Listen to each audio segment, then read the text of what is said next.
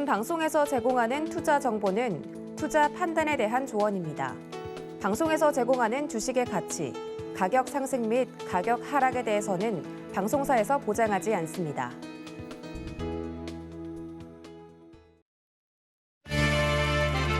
네, 시청자 여러분 안녕하십니까? 마감인바 60분의 승부 출발합니다. 희수정입니다. 유가가 급락함에 따라서 시장에서는 투자 심리가 살아나면서 환호하는 분위기죠. 여기에 항공주들까지 강세를 보이고 있는데요. 과연 선박주들은 어떤 흐름을 보여줄지, 또 국내 선박주들에 대해서, 해운주들에 대해서는 어떤 시각이 있을지 저희 증권사 리포트들 확인해 보면서 마감인바 60분의 승부 출발해 보도록 하겠습니다.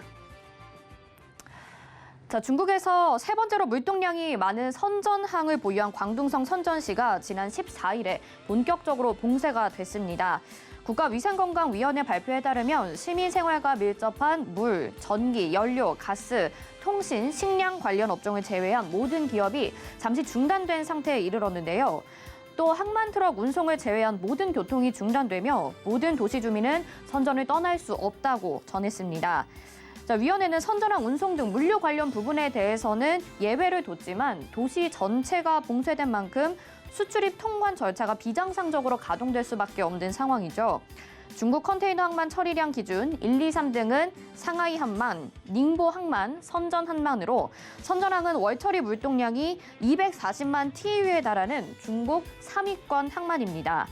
2020년 처리량 기준 선전항 물량 기준은 약 10% 수준입니다.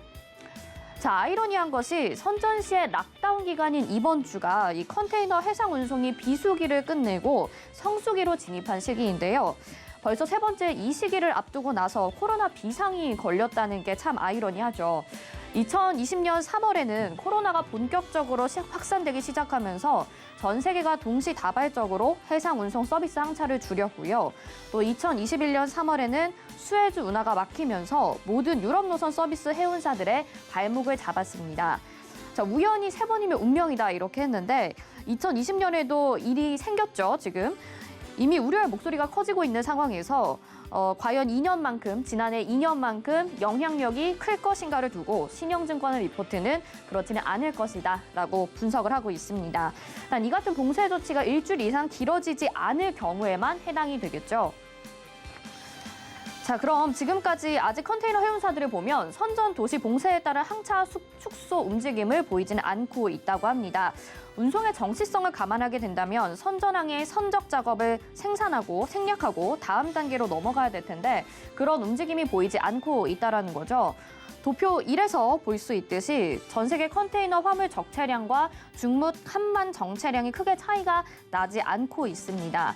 하지만 선전항이 아닌 여러분들이 잘 아시다시피 더 광범위한 지역에서 나타나고 있는 적체 현상이 오히려 늘어나고 있는 것이 문제다라고 지적을 하고 있는데요. 바로 우크라이나와 러시아의 전쟁 이후에 유럽의 항만에서 적체 현상에 놓인 컨테이너 물량이 늘고 있다는 것입니다. 도표 2에서 볼 수 있듯이 서부 지역에서 빠르게 적체량이 줄어드는 한편 또 동부 지역이나 다른 곳에서 정체량이 늘고 있는 것을 확인할 수가 있는데 이는 전 세계 항만이 적체 현상 없이 빠르게 밀려드는 물동량을 소화하려는 소화력 자체의 문제로 해석을 할 수가 있어서 오히려 고운임 장기화라는 문제의 가능성도 생길 수 있다고 지적을 하고 있습니다. 자, 그러면 최근 유가 고공행진에 따라서 선박에서 사용하는 선박 연유류 가격 차에 대해서도 해운업에 영향을 끼칠 수 있을 것 같은데요. 2020년 IMO 함화유량 규제에 따라 0.5%를 넘지 않는 연료류를 차용해야 되며 2020년부터 이렇게 분류를 하고 있습니다. 그런데 최근에는 저황유와 고황유의 차이가 톤당 282달러로 황산화물 저감 규제 초기 수준의 유가 차이를 기록하면서 거의 최대폭이라고 볼 수가 있겠죠. 그동안 정유사들의 수요가 줄어든 항공유 대신 또 초저유황 선박유를 생산해서 가격 격차를 줄일 수 있었지만 앞으로는 유가 격차를 줄이기 힘들어질 것이고 또 리오프닝 시점에서 항공유와 선박 연료의 수요가 증가하고 있기 때문에 고효율 선박에 대한 투자한 기업과 또 그렇지 않은 기업의 차이는 극명하게 나눠질 것이다. 이렇게 이야기를 하고 있습니다. 자, 그럼 국내 기업들의 상황은 어떨까요? 2021년 상반기 급격한 상승을 나타냈던 이후 꽤 오랜 조정이 있었던 모습이었는데요. 사실 최근에는 다시 주가가 살아나는 듯한 모습을 보이고 있습니다. 일부 해운주들에 있어서 선전한 봉쇄 소식으로 인해서 일일 주가 흐름이 급락으로 나온 경우도 있었지만 전체적인 흐름을 봤을 때는 추세가 상방 쪽으로 돌이켜진 모습이죠. 더욱이 해운기업이 최근 너도나도 현금 배당 발표에 나서고 있는데요. HMM은 2021년 기말 현금 배당을 주당 600원으로 결정했다고 공시했고 또 이는 2010년 이후 첫 배당 발표였습니다. 2019년 연말 기준으로 해서 4조 5천억 원 넘는 결손금을 가지고 있었던 걸 감안하면 2년 만에 결손금을 모두 지우고 또 설비 투자도 하고 현금 배당까지 한 것이라고 볼 수 있죠. 또 최근에 하림그룹에 편입된 이후에 2020년 첫 현금 배당을 실시한 페노션 같은 경우에는 2021년 기말 배당금을 전년 대비 2배인 100원으로 상향 발표한 바 있습니다. 동일한 선종을 운영하는 대한해외의 경우에도 현금 배당 실행 여부를 확정 지은 바는 없기는 하지만 2021년 말 기준으로 누적 결손금을 모두 지우고 잉여금을 보유한 기업으로 바뀔 것으로 보입니다. KSS 해운 역시 2020년 기말 배당금을 주당 300원에서 2021년 기말 배당금 350원으로 하향 조정을 했습니다. 자, 이렇듯 해운 기업들의 폭락 가능성은 제한적이라고 보고 선박 처리 능력이 어떻게 되는지가 각 기업의 관건이 될 수 있을 거라고 보고 있는데요. 해운 기업들의 투자 의견과 목표 주가 다음과 같이 제시를 하면서 페노션을 최선호주로 제시하고 있는 신영증권의 리포트 만나봤습니다. 자, 저희 이렇게 해운주에 대해서 알아봤는데요. 보다 자세한 내용은 잠시 후 마감인방 60분의 승부에서 더욱더 이야기 나눠볼 테니까요. 끝까지 채널 고정해 주시길 바랍니다.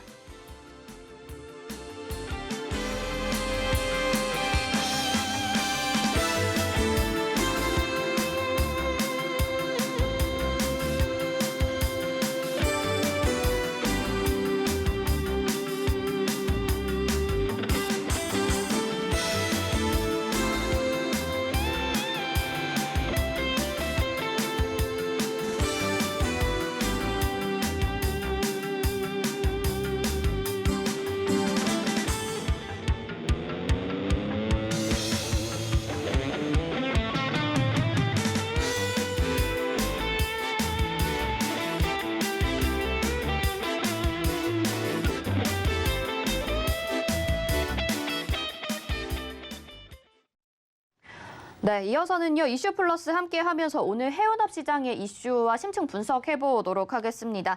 교보증권 여의도 금융센터의 윤여민 팀장 나오셨습니다. 어서 오세요. 네, 안녕하십니까. 네, 자 이렇게 앞서서 리포트를 좀 전해드렸는데 네. 중국에서 세 번째로 물동량이 많은 선전항이 지금 봉쇄가 됐습니다. 그래서 유가에 대해서 우려스러운 목소리들도 많은 상황이고요. 순항하던 해운주 다시 거친 파도를 만나게 되는 것인지 해운업계에 미치게 되는 파장 뭐라고 보시는지 궁금한데요. 사실 이제 우리나라의 지금 코로나19 확진자를 보게 되면 중국의 지금 확진자는 사실 귀여운 수준이죠. 근데 사실은 지금 우크라이나 관련된 어떤 지정학적 리스크가 계속 발발을 하면서 사실 이제 물류 대란에 대한 어떤 우려는 계속 커졌고요. 이에 따라서 해운 섹터에 대한 부분들은 어떻게 보면 좀 관심을 많이 받았었죠. 다시 한번 고행진을 펼칠 것이라는 얘기가 나왔고, 특히 이제 외국인들의 매수세가 좀 상당히 좋았었습니다. 이에 따라서 증권가에서도 어떻게 보면 매수 의견을 좀 계속 내는 상황이었는데 지금 말씀하셨던 것처럼 이제 중국과 상하이 쪽에 약간 악재가 다시 한번 발생한 것이 아닌가 좀 생각을 하고 있는데, 뭐 앞에서 다 말씀하셨지만 뭐 세 번째로 물동량이 좀 많은 이제 심천항부터 시작해서 이제 상하이항까지 지금 이제 물류 대란이 지금 일어나고 있는 상황이라 말씀드릴 수 있을 것 같은데, 일단 뭐 이번 주까지 지금 20일까지라고 좀 되어 있는데 14일부터 20일까지 이제 7일간 외출 금지령까지 나와 있는 상황이라 말씀드릴 수 있을 것 같습니다. 이에 따라서 중국 같은 경우는 지금 이제 글로벌 물류 대란에 관련돼서 지금 2차로 어떻게 보면 발생할 수 있는 것이 아니냐라는 좀 얘기가 나오고 있는데, 일단 저는 이제 해상 운임과 관련된 부분뿐만 아니라 해운 관련돼서는 뭐 여전히 저는 긍정적인 시각을 유지하고 있다라고 좀 말씀을 드릴 수 있을 것 같습니다. 네. 사실 이제 코로나19의 정점이라던가 지금 코로나19의 좀 정책에 대한 부분을 제가 어떻게 보면 섣불리 판단할 수는 없습니다만, 뭐 미국과 유럽 그리고 이제 우리나라 같은 경우도 리오프닝으로 계속 가고 있는 상황이고요. 특히 중국 같은 경우는 사실 이제 코로나19 관련돼서 좀 타이트하게 좀 어떻게 보면 정책을 펼쳤던 이유 중에 하나가 이제 베이징 올림픽이 아니었나 좀 싶었는데 네. 그 이후에 좀 확진자가 좀 빠르게 늘어난 어떤 그런 모습이 좀 나오고 있다 말씀드릴 수 있을 것 같은데 그럼에도 불구하고 지금 이제 지정학적 리스크 같은 경우는 해운사에게는 분명히 좀 부담일 수 있는 상황이고 현재처럼 좀 공급이 부족이 된다고 하면 운임이 상승할 수 있는 어떤 그런 환경이라 말씀드릴 수 있을 것 같은데 제가 볼 때는 지금 컨테이너 지금 처리 작업에 대한 능력은 조금씩은 좀 정화되고 있다라고 좀 생각이 되고 있고 네. 특히 지금 선박이 바다에서 대기를 하는 어떤 체선 현상이 좀 다시 생길 수 있는 부분에 있어서만큼은 또 운임이 또 기존보다 좀 강하게 올라갈 수 있는 부분도 있다라는 측면에서 봤을 때 저는 이제 뭐 조선과 해운을 좀 같이 보는 어떤 그런 상황이라 볼 수 있을 것 같은데 해운과 조선 같은 경우는 사실 어떤 지정학적 리스크 발로 어떻게 보면 다시 한번 주목을 받고 있습니다만 올 한해 좀 계속해서 봐야 할 섹터가 아닌가 생각을 하면서 지금 실적적인 측면에서 봤어도 작년에 좀 상당히 서프라이즈가 나왔기 때문에 네. 결국 올해 좀 실적 얼만큼 서프라이즈 같이 이어갈 수 있느냐가 어떻게 보면 관건인 것이지 지정학적 리스크는 어떻게 보면 좀 단순한 일회성 요인이 아닌가 좀 오. 생각을 하고 있습니다. 네, 해운주에 대해서는 계속 긍정적인 시각을 좀 가지고 계시고 분명 부담은 될 수 있겠다라는 말씀을 해주셨거든요.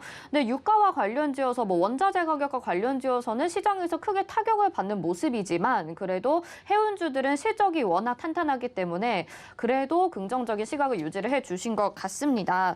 자, 앞서서 이제 리포트 정리를 해드리면서 고효율 선박에 대해서는 그래도 투자 가치가 올라가겠지만 그렇지 않은 기업들과의 격차가 좀 벌어질 것이다 이렇게 얘기를 했어요. 최근에 친환경 선박도 이슈가 되고 있기 때문에 어떻게 활용할 것인가 이게 또 좀 중요한 포인트가 될 것 같거든요. 지금 기술이나 어떤 주목할 만한 섹터를 봤을 때는 어떤 부분을 주목해 보면 좋을까요?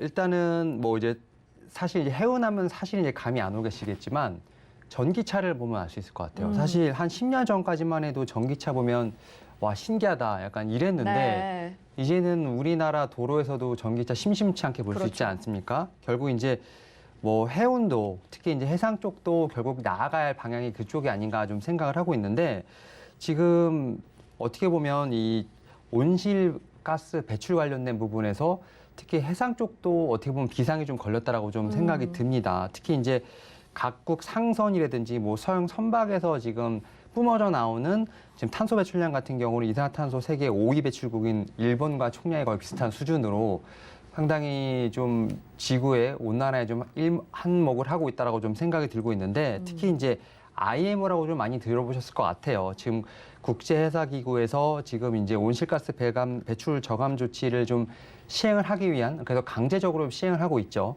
사실 시행을 하지 않을 경우에는 2050년에 지금 선박의 탄소 배출량이 거의 17% 정도까지 올라갈 것으로 보이고 있기 때문에 강제적으로 좀 시행을 하고 있고 특히 이제 2008년 대비해서 2050년까지 지금 50% 감축하는 것을 목표로 해서 좀 강제 이행을 하고 있는 상황입니다. 결국 이러한 측면에서 봤을 때 결국 이제 선박도 이산화탄소 배출이 없는 선박. 사실 이제 친환경 선박이라고 말씀하셨는데 네. 가장 대표적인 게 이제 LNG가 아닐까 좀 생각이 들어요. 네. LNG 이제 천연액화 가스라는 부분이 있는데 사실 이 관련돼서 특히 이제 러시아 이제 유럽과의 어떤 힘겨루기 싸움에서 우리가 좀 많이 좀 지정학적 리스크에 관련돼서 좀 수혜를 많이 보고 있죠. 근데 LNG 관련돼서는 사실 우리나라가 원래부터 좋았었습니다. 작년부터 사실 엄청 좋았고요. 특히 작년에 보게 된다고 하면 거의 조선 3사가 LNG 그 글로벌 LNG 어떻게 보면 수주의 거의 89% 이상을 가지고 오는 그런 좀 쾌거를 발휘하고 있고 특히 이제 올해 같은 경우도 지금 3월밖에 되지 않았죠. 3월밖에 되지 않았는데 거의 올해 목표치의 거의 39% 이상을 해내는 어떤 그런 모습을 보면서 확실히 LNG 쪽에서는 우리나라가 꽉 잡고 있다. LNG, 네. LP 쪽에 꽉 잡고 있다라고 좀 생각을 하고 있고 특히 올해 같은 경우 더욱더 좀 그런 고피를 네. 당기지 않을까라는 좀 생각을 하고 있어요. 특히 이제 주가와는 별개로 특히 이제 삼성중공업 같은 경우는 친환경 쪽에서 뭐 엔진 출력과 관련돼서 효율적으로 제어하는 장치까지 좀 개발을 하면서 올 하반기에 좀 기대감을 좀 부풀리고 있는 부분이 있기 때문에 특히 조선 3사에 대한 부분은 저는 충분히 제가 볼 때는 봐야 되지 않을까 좀 생각을 하고 있는데 제가 해운 조선을 좀 올해 좀 봐야 된다고 얘기하는 것 중에 하나가 이유가 뭐냐면 경기 방어주. 네. 사실은 뭐 화학, 철강 같은 경우는 사실은 실적이 다 좋아요. 좋은데 한 가지 이제 가슴에 걸리고 이제 마음에 걸린 게 뭐냐면 조금만 올라가면 피크아웃이라는 논란이 그렇죠. 항상 네. 오고 있었는데 해운이랑 조선은 사실은 그런 논란에서 자유롭습니다. 그런 측면에서 봤을 때 실적적인 측면과 함께 더불어서 올해 꼭 봐야 할 섹터가 아닌가라는 생각을 하면서 조선 3사, 해운까지도 같이 좀 보시는 게 어떨까 네. 계속 말씀을 드려보도록 하겠습니다. 네. LNG 선박의 수주 물량도 이미 지금 목표를 39%나 달성한 모습 지금 보여지고 있고 앞으로 좀 계속적으로 지켜볼 만한 섹터다라고 말씀을 해주셨죠. 그런가 하면 차기 정부의 K해운 정책도 살펴보도록 하겠습니다. 윤석열 당선인이 후보 시절에 신해양 강국 제도약을 강조를 하기도 했는데요. 해운 정책의 자세한 내용 좀 들어보고 싶고요. 과연 좀 실효성이 있는 것인가? 이 부분도 짚어봐야 될 것 같아요. 일단은 뭐 아직까지는 이제 공약이 좀 구체화되지 않았기 네네. 때문에 일단 실효성 판단은 약간 좀 시기상조일 수도 있는데 그래도 어느 정도 좀 판가름을 해봐야 되는 상황이 아닌가 좀 생각을 하는데 일단 국내 해운업이 사실은 좀 많이 힘들었던 건 사실입니다. 근데 이제 지금 아직은 정부가 바뀌지 않았으니까 이번 정부에서 해운 재건 5개년을 좀 어떻게 보면 실행을 하면서 해운업 같은 경우는 2015년에 상당히 힘들었는데 그래도 2018년, 19년까지는 좀 어느 정도 올라온 모습을 좀 보여주고 있습니다. 이러한 상황에서 코로나19를 좀 맞은 상황이고 지금 새 정부 같은 경우는 이제 해운 재건 5개년의 어떤 그런 부분의 성과를 좀 뛰어넘고 이제는 이제 해운 전반에 대한 산업의 경쟁성을 좀 올려야 되는 그런 숙제를 좀 안았다라고 볼 수 있을 것 같은데 사실 이제 그 2018년에 HMM이 좀 문제가 있었지 않습니까? 근데 HMM을 어떻게 보면 부활하는 어떤 이러한 조건을 통해서 해운업에 좀 어떻게 보면 부흥기가 좀 왔다라고 좀 생각이 드는데 앞서 말씀드렸던 것처럼 이제 해운 산업에 대한 어떤 부활을 넘어서 이제는 변혁, 개혁의 좀 시대로 가야 되는 부분이 분명히 있다 말씀드릴 수 있을 것 같고 지금 특히 이제 코로나19 이후에 지금 이제 물동량들이 상당히 늘어났기 때문에 글로벌 선사들 같은 경우는 사실은 이제 처음에는 이제 기존에 있는 걸 쓰고 중고를 쓰다가 이제는 어쩔 수 없이 신조를 좀 발주를 해야 되는 이제 그런 지경까지 온 상황이거든요. 이런 측면에서 봤을 때 해운 같은 경우도 좀 계속해서 좀 어떻게 보면 좀 주목을 받아야 되는 상황인데 지금 해운사 같은 경우도 이제는 이제 물동량에 대한 뿐만 아니라 이제 약간 포트폴리오를 좀 다변화하는 모습을 좀 보여주고 있거든요. 그러니까 뭐냐면 굳이 해운에서만 하는 게 아니라 뭐 해상에서도 할 수 있게끔 뭐 철도 관련된 부분까지도 약간 대내외적인 불확실성이 좀 계속 산재하는 부분이 있기 때문에 해운사들조차도 지금 포트폴리오를 좀 다변화하는 모습을 좀 보여주고 있고 특히 이제 대부분 보게 되고 하면 이제 글로벌 대형 해운사들만의 어떤 집중적인 정책이 좀 마련돼 있는 부분이 있기 때문에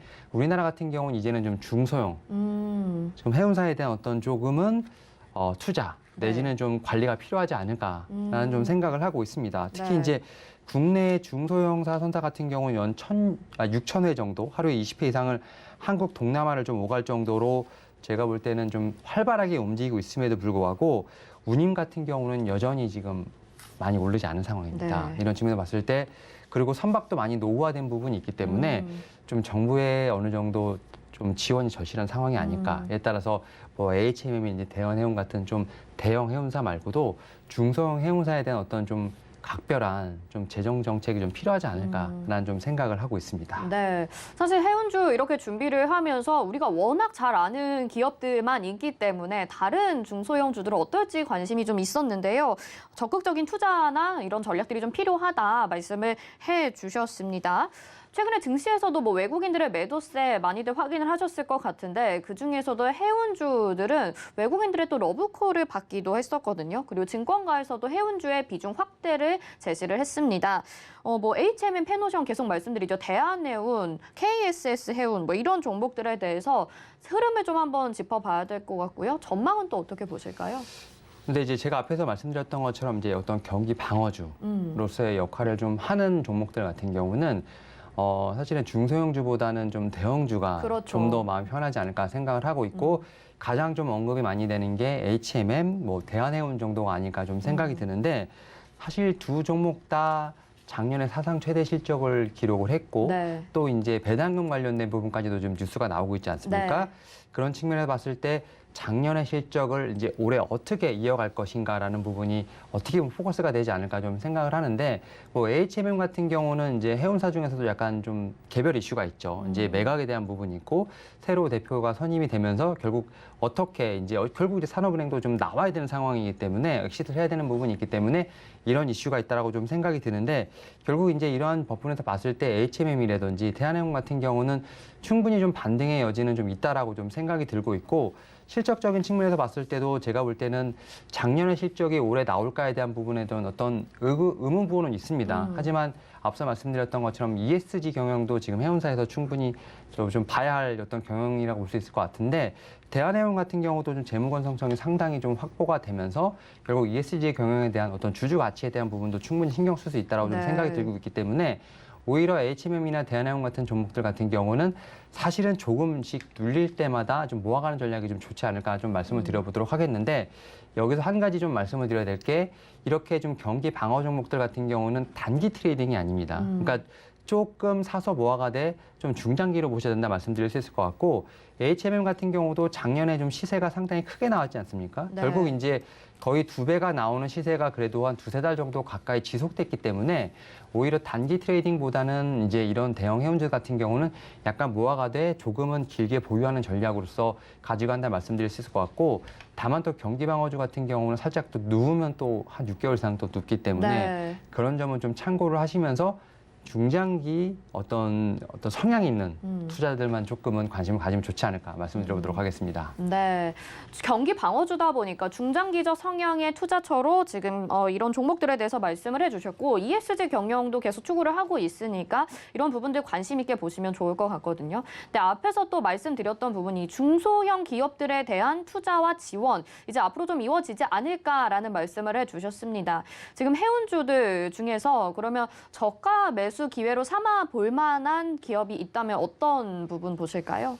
사실 이제 제가 앞서서 이제 중소형주는 말씀을 좀 드리면서 약간은 좀 트레이딩 관점으로 네네. 말씀을 드렸지만 최근에 보면 KSS 해운이 사실은 좀 매수세가 좀 상당히 좋은 것 같아요. 그러니까 지금 11,000원대에서 지금 이제 기관이라든지 보험, 그다음에 사모펀드에서 좀 계속해서 들어오는 모습을 보여주고 있는데 결국은 이제 주주가치 대응에 대한 부분들 결국 이제 중소형 이제 해운사이긴 합니다만 결국 실적을 좀 바탕으로 해서 이제 결국 이제 주주가치 제고를 나선다는 점에서 좀 높은 점수를 받지 않았나 좀 생각이 들고 있고 특히 이제 이 회사 같은 경우는 뭐 적긴 합니다만 10만 주 약 한 9억 1천만 원 정도의 소각을 하면서 결국 이제 어떻게 보면 주식에 이제 어떻게 보면 부양에도 신경을 쓰는 모습을 좀 보여주고 있기 때문에 일단 저는 앞서 말씀드렸던 것처럼 HMM에 대한 해운을 좀 더 좀 키 어떤 포인트로 잡고 있긴 합니다만 그래도 해운사 중에서 약간 좀 트레이딩 종목을 원하신다고 하면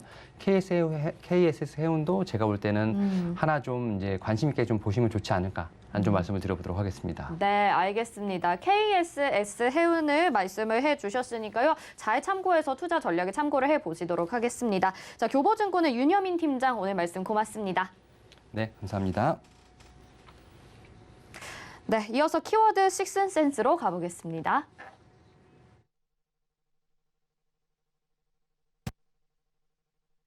네, 이어서 키워드 식스센스로 바로 만나보도록 하겠습니다. 내일장 움직일 특징주도 알아보고요. 오늘 시장을 움직였던 키워드들 알아보는 시간 가져보도록 하겠습니다. 먼저 글로원 파트너스 이성웅 이사 연결을 해보도록 하겠습니다. 이사님 안녕하십니까? 네, 안녕하세요. 네. 자, 먼저 오늘 시장을 좀 정리를 하면서 오늘 시장 한마디를 들어봐야 될 것 같아요. 어떻게 정리를 하실까요? 네, 오늘 시장 한마디는 아무래도 러시아 채권 만기 이벤트를 앞두고 시장은 단연 반등세를 나타내는 모습이었습니다. 특징적으로 외국인 기관은 코스닥 순매수를 나타내면서 시장에 주도적인 수급을 보였습니다. 네, 이렇게 지금 이성웅 이사님이 또 시장에 대해서 정리를 해주셨는데요. 오늘장 키포인트 좀 더 자세하게 들어볼 수 있을까요? 네, 일단은 신정부 정책 관련해서 업종 및 종목들이 강세였고요. 특히 중소형 건설사 같은 경우가 오늘은 주가가 뚜렷한 강세를 나타내는 모습이었습니다. 그리고 미국 기술주 강세가 모처럼 나타나는 모습이었는데 이러한 현상과 연계해서 국내 IT 업종도 동반해서 강세 수반을 모처럼 나타내는 모습이었습니다. 그리고 최근에 연속적으로 강했던 리오프닝 관련 업종 같은 경우도 장 초반 강세였는데요. 수납매 국면이 지속되는 것으로 저희는 파악을 하고 지속적으로 살펴보겠습니다. 네, 알겠습니다. 오늘 시장의 키포인트까지 만나봤는데요. 오늘 시장에 그럼 어떤 이슈들이 있었는지 키워드로 자세히 분석을 해봐야겠죠? 6가지 키워드 화면으로 만나보시겠습니다. 네, 키워드 식스센스 하나씩 확인을 해보도록 하겠습니다. 신정부 정책, 중소형 건설업종이 강세 보여지고 있는 오늘 시장이었죠. 건설업종들 종목 안에서 상한가 기록한 종목들도 있고 대부분의 종목들 강세 보이는 모습 보여줬습니다. 자, 그리고 IT 업종이 강세를 보였는데요. 미국의 기술주들이 상승을 하게 되면서 오늘 덩달아 우리 시장에도 큰 상승의 모습들 보여줬고요. 역시나 유가 하락 빼놓을 수가 없습니다. 오늘 우리 시장에서 항공주를 강세로 보시는 부분 말씀을 해주고 계실 거고 또 거리두기가 완화된다라는 소식으로 리오프닝주들의 지속세 보여지고 있죠. 사실 확진자는 계속해서 늘고 있는 상황이긴 하지만 리오프닝에 대한 관심 빼놓을 수가 없는 상황일 거고요. 또 학력평가가 부활할 수 있다고 합니다. 교육 업종에 대한 관심 말씀을 해주실 거고요. 주주총회, 오늘 삼성의 주주총회가 있었죠. 삼성그룹주들에 대해서도 시장에 대한 관심 쏠리고 있습니다. 6가지 키워드 확인해 보셨고요. 여기와 관련된 종목들 확인해 보도록 하겠습니다. 자, 벽산, SK하이닉스, 대한항공, 인터파크, 메가스터디 교육, 삼성전자 각 키워드 안에서 꼽아주셨는데요. 오늘 3가지 정도로 압축을 해보도록 하겠습니다. 여기에서 벽산, SK하이닉스, 인터파크 제시를 해주실 텐데 신정부 정책, 중소형 건설주가 강세를 보인다고 하면서 벽산을 이야기해 주실 예정이고요. SK하이닉스는 기술주 반등으로 인해서 오늘 주목해볼 만한 내용 언급을 해주실 예정입니다. 그리고 리오프닝 관련주로 인터파크를 꼽아주셨네요. 네, 오늘 이렇게 키워드 식스센스 6가지 키워드와 함께 각각의 종목들 좀 살펴봤습니다. 오늘 특징주 첫 번째로 이제 벽산에 대해서 좀 이야기를 나눠볼 것 같은데 건설주들, 중소형 건설주도 오늘 두각을 드러내고 있는 가운데서 벽산 건설주 연일 강세인데 지금 고일까요, 스톱일까요? 네, 벽산은 고입니다. 네, 그 이유 한번 들어볼 수 있을까요? 네, 일단 최근에 정부 정책 같은 경우가 이제 뚜렷하게 발표는 아직 나타나지 않았지만은 건설업종이 기대감으로 대형 건설주들이 먼저 반등을 나타내는 모습이었고요. 특히 GS건설 같은 경우는 그 새로운 정부가 들어서고부터 그 PBR 기준으로 한 0.6배에 있다가 0.9배 정도까지 상승하는 흐름을 저희가 확인을 할 수 있었습니다. 뒤이어서 중소형 건설사들 같은 경우가 수납매가 나타나면서 금일 강세를 보였고요. 이제 건자재 관련해서는 알루미늄 폼과 같은 그러한 종목들 같은 경우는 실적이 먼저 선행해서 강하면서 주가가 반등세를 나타났었는데 지금 여타 가구라든지 아니면은 내장재라든지 이런 업체들은 뚜렷하게 아직 반등이 나타나고 있지 않은 상황이라서 관심을 지속적으로 가져야 할 것으로 보이고요. 이게 단기 이벤트로 마무리되는 게 아니라 순환매 국면 중심에 있다 보니까 계속 보라고 말씀을 드렸습니다.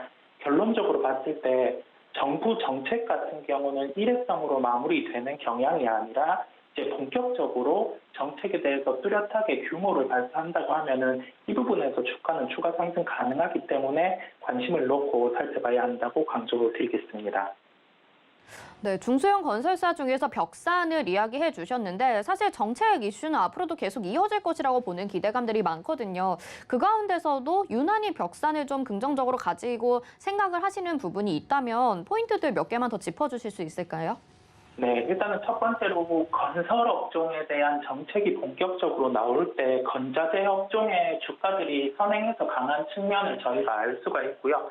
그다음에 이번 정부 정책에 대해서 물론 새로운 주택의 건설도 있지만은 재건축 쪽에 초점을 맞춰서 나올 정책에 대한 기대감이 높기 때문에 이 또한 건자재 쪽에 대한 기대감이 새로운 건설보다는 높을 것으로 보입니다. 그렇다 보니까 중첩적으로 기대감이 높은 상황이고 실제적으로 이게 리모델링이 추가적으로 활성화된다고 하면은 실적까지 연결되는 시차가 한 6개월 정도 있는데 이 부분에 대해서 실적이 연결되기 이전에 상승할 가능성이 높아서 추가적으로 봐야 된다고 포인트를 말씀드리겠습니다. 네, 알겠습니다. 벽사는 고다 이렇게 말씀을 해주셨고요. 다음은 IT 업종 반등 키워드 보도록 하겠습니다. SK하이닉스 말씀을 해주셨는데 SK하이닉스는 고일까요, 스톱일까요? 네, SK하이닉스도 고로 말씀드리도록 하겠습니다. 네, 이유 바로 들어볼게요. 네, 일단은 선행에서 금일 같은 경우는 미국 기술주의 강세를 수반한 상승이라고 볼 수가 있겠지만은 1분기 실적 감안을 해야 될 것 같아요. 1분기 실적이 긍정적일지 부정적일지 알 수는 없지만 현재 주가의 하락까지 감안을 해봤을 때 주요 지표 디램 가격이라든지 이러한 점을 감안을 해보면 주가가 과도하게 하락한 측면을 저희가 엿볼 수가 있습니다. 그렇다 보니까 현재 조정 이후에 첫 번째 반등이라는 점에서 우선 고로 관심을 가져야 할 것으로 보이고요. 그 기술주의 미국 상승이 한번 나타났을 때 추가적으로 연속적으로 나타나는 경향이 있거든요. 그렇다 보니까 이 부분에 대해서 주가 같은 경우 추가 반등의 가능성이 높다는 점에서 관심을 가져야 할 것으로 보입니다. 네, 사실 SK하이닉스 지금 주가의 흐름 살펴보면 그래도 최근에 저점까지 다시 내려와 있는 모습이긴 하거든요. 오늘은 반등이 나타나고 있지만 앞으로 추가적인 강세를 나타낼 만한 좀 어떤 모멘텀이 있을지 궁금합니다. 앞으로 반등 가능성 어느 정도나 보실까요? 네, 일단은 시장이 강한 반등이 나타나야지 IT 같은 경우는 동반해서 반등이 나타나는 경향이 있고요. 그 반도체 같은 경우 특히 종합적으로 IT 같은 경우가 우리나라 시가총액이 30%를 차지하기 때문에 이 부분에 대해서 현재 기관의 그 펀드 측면에서도 IT는 많이 비어져 있는 것으로 보이거든요. 그렇다 보니까 수급적인 측면에서도 유입될 룸이 있고 실질적인 측면에서 아까 말씀드렸지만 한 번 또 짚고 가야 하겠지만은 만약에 실적이 나왔을 때 조정이 나온다고 했을 때도 지금 주가 수준은 통상적인 평균 실적에 대입을 해봤을 때 주가가 비싸지 않은 구간이기 때문에 계속 살펴봐야 된다고 말씀을 드립니다. 네, 알겠습니다. SK하이닉스에 대한 이야기 들어봤고요. 마지막 키워드와 종목들 확인해 보죠. 마지막으로 거리두기 완화 키워드 말씀을 해주셨는데 그중에서 인터파크를 꼽으셨습니다. 오늘 강세 보이다가 윗꼬리 달고 좀 내려온 모습인데요. 고일까요, 스톱일까요? 네, 인터파크는 스탑입니다. 네, 바로 이유 말씀 들어볼게요. 리오프닝 관련해서 글로벌 정책도 그렇고 우리나라 정책도 그렇고 동반해서 적극적으로 이제 오미크론 변이에 대해서 좀 아주 가벼운 감기 수준이라고 나오는 정책적인 게 많이 보이거든요.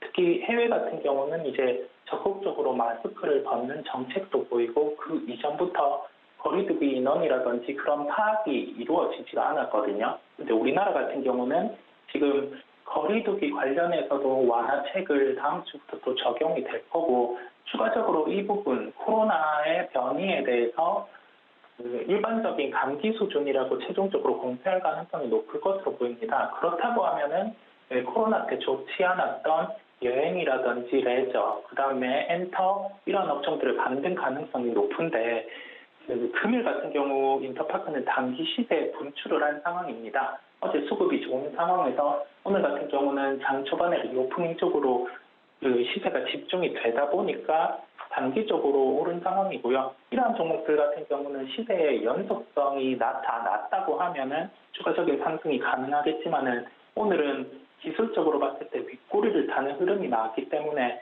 조정 시 접근 가능을 염두에 두는 게 나을 것으로 보입니다.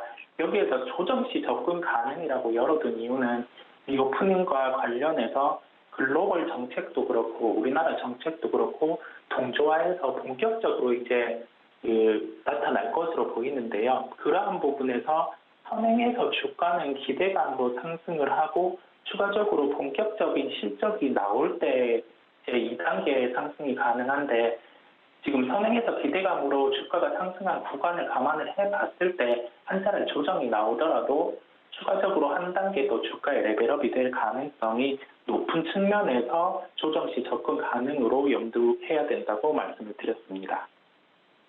네, 인터파크는 스톱이고 조정 시에 다시 접근을 해보면 좋겠다 이렇게 말씀을 해주셨거든요. 그러면 항공이나 뭐 여행, 오늘 강세를 보이고 있는 종목이 아닌 이미 좀 아래쪽으로 내려와 있지만 그래도 리오프닝이 기대되는 종목이라면 지금 접근을 해봐도 괜찮겠습니까?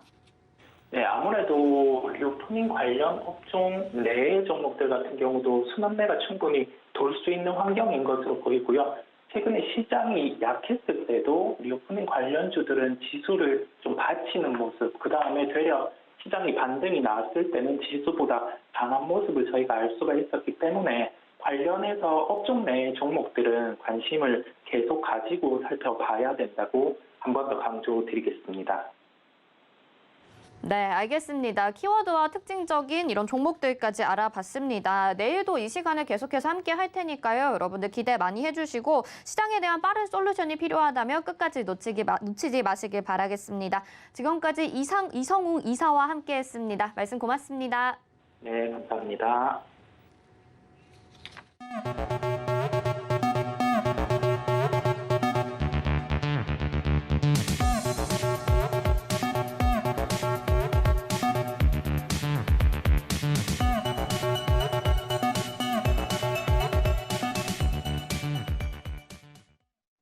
네, 키워드 식스센스까지 만나고 왔습니다. 이제 동시효과 상황 얼마 남지 않았는데요. 저희 지금 마감 예상 체결 지수 확인해 보면서 지수 한번 짚어보시죠.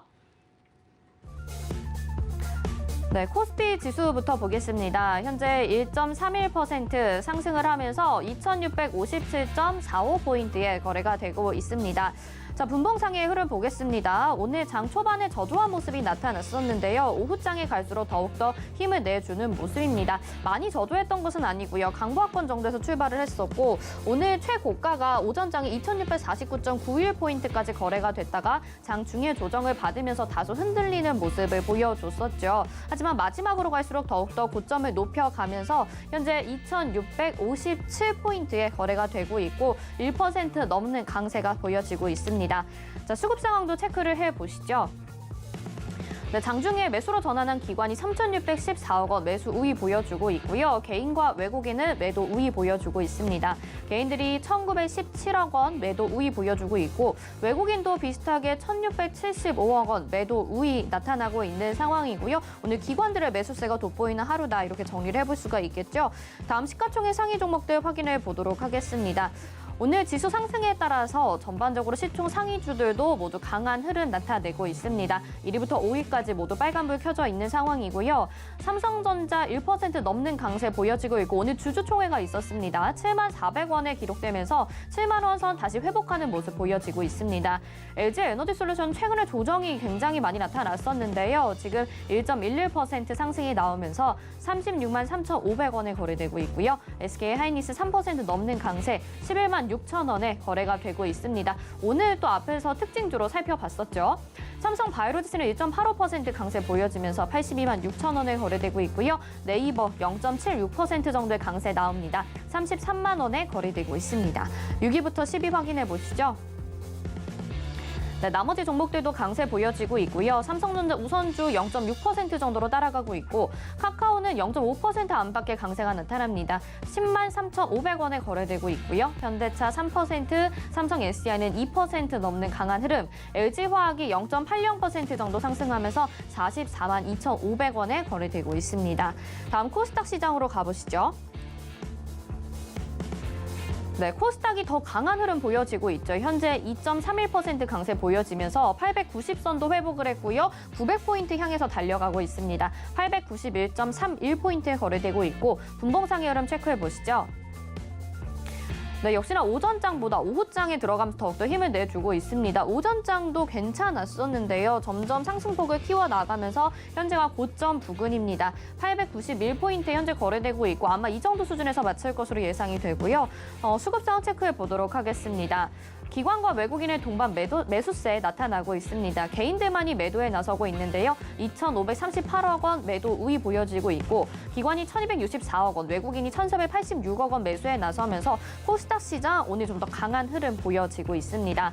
다음 시가총액 상위 종목들 확인해 보도록 하겠습니다. 1위부터 5위까지 보시면요. 역시나 코스피보다 좀 더 강한 흐름 보여지고 있고요. 셀트리온 헬스케어가 1% 정도의 강세, 에코프로비엠이랑 LMF가 2%, 3% 넘는 강세 보여지고 있고요. 게임주들도 강한 흐름 보여줍니다. 펄어비스가 4.02% 상승하면서 98,300원에 거래되고 있고 카카오게임즈가 2.87% 강한 모습 보여주면서 75,200원에 거래되고 있습니다. 6위부터 10위 확인해 보시죠. 네, 셀트리온 제약이 0.52%로 강보합권 정도 움직이고 있는 상황이고요. HLB도 3.36% 강세, 위메이드도 0.85% 상승하고 있고 리노공업은 6.69%나 강세를 보여주고 있습니다. 이제 시총 상위 종목 9위까지 이름을 지키고 있는 상황이고요. 18만 8,900원에 거래되고 있는 상황이고 CJ ENM이 6.33% 강세 보여지고 있습니다. 다음은 업종을 좀 살펴보도록 하겠습니다. 오늘 강한 흐름 보여지고 있는 건설업종인데요. 보시다시피 나머지 종목들 모두 1% 안팎의 상승세 보여지고 있고 삼성물산, 현대건설, 대우건설 1% 넘는 상승세 보여지고 있습니다.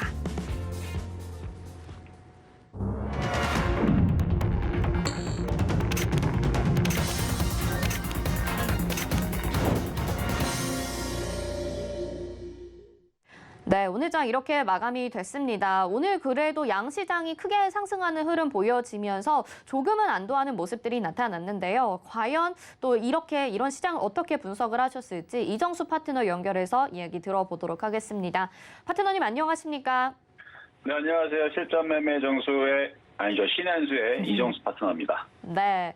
자, 오늘 시장은 그래도 지수가 상승하면서 대부분의 종목들이 좀 상승했기 때문에 개인 투자자분들 조금은 안도하셨을 것 같은데요. 그래도 종목별로의 움직임도 살펴봐야 될 것 같고요. 개별적인 이슈 있으면 알려주세요.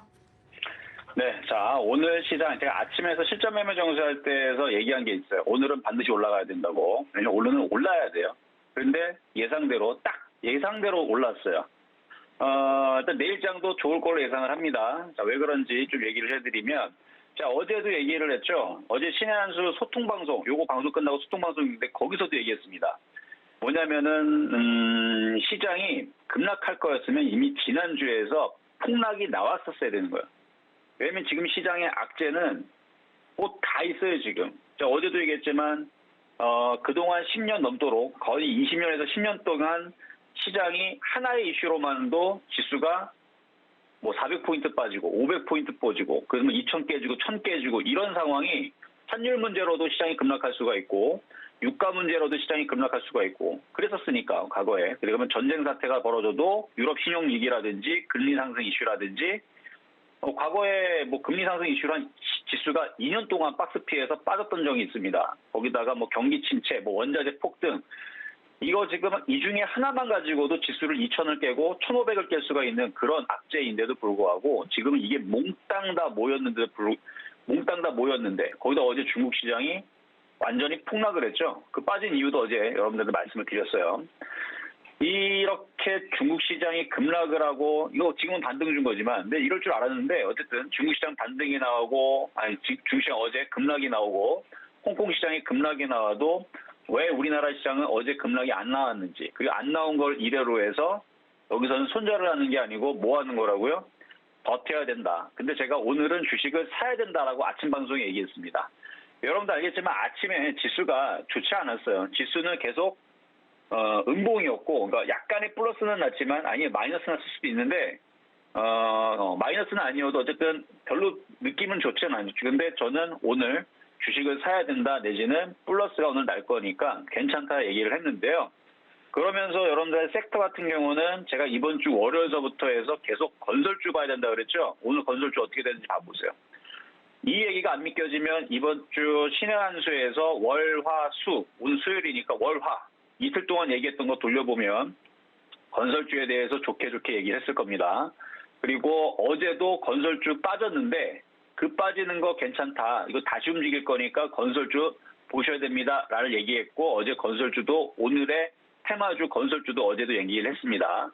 자 보니까 어때요? 지금 번영건영 상한가가 있고 동신건설도 급등 나와 있고 아마 장중에서 상한가 갔다가 이제 흔들린 건데 자 일성건설도 지금 상한가가 있고 그 외에서도 건자재 관련주들도 지금 급등이 나오고, 뭐 NX라든지 장중에 급등 나왔다가 지금 흔들린 것뿐, NX도 움직였다가 흔들린 거지만 벽산 시공테크, 그다음에 뭐 한라 동원개발, 뭐 신원종합 개발 등등 지금 중소형 건설주들이 폭등이 나왔습니다. 그러면서 지금 뭐 아침서부터 뭐 종목들이 뭐 섹터들이 빠졌느냐, 그것도 아니죠. 지금 전 업종이 오늘은 좀 움직임이 좋았는데 봤더니 수급이 나쁘지를 않아요. 수급이. 그래서 오랜만에 기관들이 주식을 사주고, 그 다음에 외국인들도 코스닥을 사주고, 그래서 둘이 합쳐서 오랜만에 2,800을 사주고 있는데, 지금 FOMC를 앞두고 대부분 사람들이 이제 눈치 보느라 다들 아마 오늘 별로 장이 재미없거나 움직임이 없을 거라 예상했을 겁니다. 근데 저는 오늘 주식을 사야 된다라고 아침 방송 이미 얘기했고요. 수급도 지금 좋아진 마당에 뭐 내일도 나쁠 장이 아닙니다. 내일도 좋아질 수 있으니까 지금은 주식을 사야 됩니다. 그럼 뭘 사야 되느냐? 바닥에 있는 것도 사야 되는데 제가 어제도 뭘 사야 되느냐라 했어요. 건설주 사시라고 그랬거든요. 근데 지금 건설주들은 많이 올라갔기 때문에 이제 몇몇 남은 순환매 종목들을 공략을 하셔야 되고, 그리고 지금 또 오랜만에 또 움직인 섹터가 진단키트 관련주의 움직임이 좋아요. 제약바이오에서 어제도 제가 어저께 그저께 해서 정부에서 정부 정책 수혜주로 바이오 헬스, 그래서 메가테크 그래가지고 5대 메가테크에 바이오 헬스가 들어갑니다. 거기에 뭐 탄소 중립도 들어가고 인공지능도 들어가고 반도체도 들어가고 뭐 양자, 그래서 양자 컴퓨터 뭐 이런 것도 들어가고, 그다음에 방위산업, 그 우주항공이죠. 우주항공 이런 것들이 이제 들어가는데 거기에서 이제 바이오 헬스 그쪽도 언급을 해드렸는데 오늘 진단키트 관련주도 괜찮았습니다. 뭐 상한가 하나 간 것도 있는데 저게 이제 폐업 종목 이제 드렸던 건데 그것도 이제 좀 이따가 한번 짚어보도록 하겠고요. 어쨌든 오늘 시장 좋게 잘 움직였고 내일도 강세 이어질 것 같으니까 최근에 2월 달에 매매하다가 물렸던 부분들은 이번 타이밍에 2,750에서 2,800으로 올라올 때 수익 잘 내고 잘 파시면 될 것 같습니다. 최악의 악재가 나와도 시장이 급락하지 않으니까 이건 올라가겠다는 뜻이다. 이렇게 요점을 한번 해보도록 하겠고요. 자, 두 번째 이제 종목에 대해서 두 가지 오늘 움직였던 섹터 하나 보도록 하겠는데요. 자, 휴마시스부터 보겠습니다. 진단키트 관련주 쪽이죠. 자, 진단키트 휴마시스. 뭐 휴마시스뿐만 아니라 진단키트 관련주들이 죄다 다 빨개요. 제가 여기 보면은 이쪽에 진단키트 관련주 다 모아놨는데 여기 보면은 랩지노믹스, 휴마시스, 대원제약부터 해가지고 수젠텍 뭐 등등 해갖고 죄다 빨갛죠. 거의 마이너스 난 애들은 이거는 헬스케어 관련주입니다. 어쨌든 이쪽에 있는 지금 진단키트 내지는 헬스케어 관련주들이 최근에 움직임들이 좋은데 많이 빠져서 그런 것도 있지만 국내 지금 신규 확진자가 지금 40만 명을 넘어섰습니다. 정부에서 지금 35만에서 37만 명 정도, 뭐 35만 정도를 예상했었던 것 같은데 그거를 지금 능가를 하고 있으니까 그래서 오랜만에 좀 움직인 부분들도 있는데 저는 그것보다도 실적이라고 말씀드리고 싶어요. 왜냐면은 작년에 하루 확진자 500명대에 나올 때만 하더라도 그것도 실적 대박이라 그랬어요. 2019년도 대비, 아니죠. 2020년도 대비 2021년도 하반기에서 확진자 500명대 나올 때에서 왜냐면 확진자들이 그렇게 많이 안 나왔다가 500명대 나오기 시작하니까 그것도 실적이 좋아졌다고 그랬었었는데 진단키트니까. 근데 지금 작년 하반기에서부터 해서 1000명대에서 5000명대 나왔죠. 작년 하반기. 근데 올해 설날 지나고 나서는 10,000명대를 기록하더니 몇 명대에서 금방 5만 명, 10만 명, 지금은 40만 명 나옵니다. 그럼 이거는 어닝 서프라이즈에 곱하기 몇 배를 해야 될지 모르겠는데 그래서 지금 랩지노믹스 같은 경우는 지금 유상증자도 주고 무상증자도 지금 지원하던 상한가를 갔지만 무상증자도 지금 200% 줍니다. 200%나 대박으로 주지만 현금 배당도 최근에 했어요. 현금 배당도 주고 무상증자도. 이거 왜 그러겠어요? 돈이 남아 도니까. 왜? 진단키트들은 돈을 많이 지금 벌고 있습니다. 지금도 지금 공장이 쉴 새 없이 돌아가는. 그러니까 휴마시스 같은 경우도 진단키트 관련주잖아요. 그럼 얘네들도 실적은 무지하게 좋아졌을 거예요. 뻔하죠. 500명대에서 지금 하루에 40만 명씩 나오는데 그러면은 진단키트가 불티나게 팔릴 텐데 그거에 대한 이슈가 지금 살아있는 거고요. 그래서 실적에 대한 이슈다. 확진자들이 많이 나왔고 뭐 사망자들이 조금 늘어나는 건 뭐 어쩔 수 없지만 뭐 이걸 지금 뭐 위험하다라고 지금 칭하지 않기 때문에 저도 이거 뭐 그렇게 위험하다고 보진 않습니다. 사망자가 좀 많이 나오는 건 좀 우려스럽지만 어쨌든 간에 그 확진자가 많이 나와서 올라간다는 것보다는 실적으로 보시면 될 것 같아요.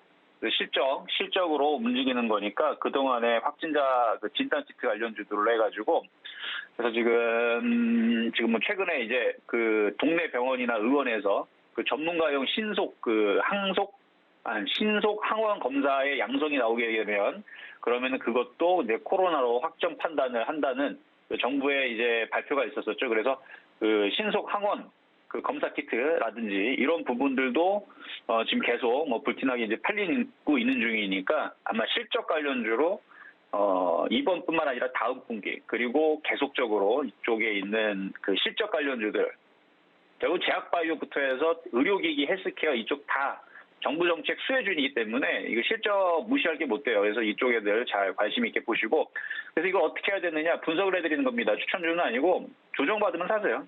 휴마시스 조정받으면 공략하시면 되고 자 다음으로는 BH인데요. 이게 PCB 관련주 오랜만에 좀 갑자기 움직였는데 요건 어떻게 되게 되냐면 박스권인데 지금 좀 팔아야 되는 타이밍인 것 같습니다. 이건 그래서 갖고 있는 분들은 좀 파시는 타이밍이 나올 것 같고 살려는 분들은 내려올 때까지 기다리세요. 올라간 이유는 지금 중국이 락다운, 봉쇄에 지금 걸리는 바람에 우리나라가 이제 반사 이익 됐다라고 얘기 있는데 다시 조만간에 풀겠죠. 그러면 봉쇄가 풀리면 다시 떨어지겠죠. 그러니까 올라올 때 잘 파시는 게 좋을 것 같고요. 자 그러면 세 번째 이거는 실전 매매 정수에서 표역 종목으로 2월 14일 얼마 안 됐습니다. 딱 한 달 전에 표역 종목으로 드렸던 종목인데 랩지노믹스. 매수 가격은 23,500원에 드렸던 종목인데 상한가를 갔습니다. 수익은 34.9%가 났어요. 그리고 요거에 대해서 이게 그러면은 무상증자를 받으려면 어떻게 되느냐 이 얘기를 여기서 할 수는 없고 요 무상증자를 어떻게 하면 받을 수 있는지 언제까지 사서 갖고 있으면 갖고 있을 수 있는지 갖고 있는 사람들은 얼마나 대박이 터진 건지 아직 실감이 안 나죠. 그런 분들은 이따가 상담 방송이 아니고 이따가 그 소통 방송 때 들어오시면 좀 더 자세하게 말씀을 드릴게요. 자 그러면 시장 점수 정리하도록 하겠습니다. 자 시장 점수는 딱 봐도 알겠죠? 좋은 점수 줘야죠. 근데 100점은 못 주겠고 90점은 조금 그렇고 80점 우우 드리도록 하겠고 매수 포인트는 85점 우우 그다음에 건설주 여전히 좋습니다. 90점수 평가하도록 하겠고요. 여기까지 이정수의 신한수였습니다. 네, 이정수 위원님이 실시간 소통 방송을 통해서 좀 더 자세한 이야기 나눠주신다고 하니까요. 샵 0082번으로 신의 한수 이렇게 4글자 보내주시길 바라겠습니다. 파트너님 여기서 인사드리겠습니다. 고맙습니다. 네, 감사합니다. 네, 이정수의 신의 한수 함께 하셨습니다. 마감인 밤 60분의 승부 저희가 준비한 소식 여기까지입니다. 시청해주신 여러분 고맙습니다.